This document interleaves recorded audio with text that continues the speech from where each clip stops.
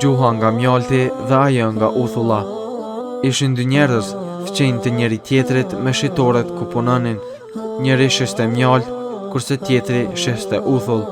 Për çudi, ai që shiste uthull kishte më shumë myshteri dhe mblidheshin shumë njerëz në shitoren e tij. Pronari i shitorës me mjalt mendoi në vete se çmimi i lartë i mjaltit është shkak që njerëzit nuk po vinin për të blerë te ai.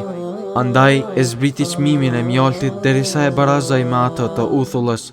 Mirëpo edhe pas kësaj zbritjeje të çmimit nuk ju afrua askush shitores së tij. Ai shkoi te pronari i shitores me uthull dhe i tha: "Përse njerëzit të buhen kaq shumë te ti, edhe pse ti shet uthull?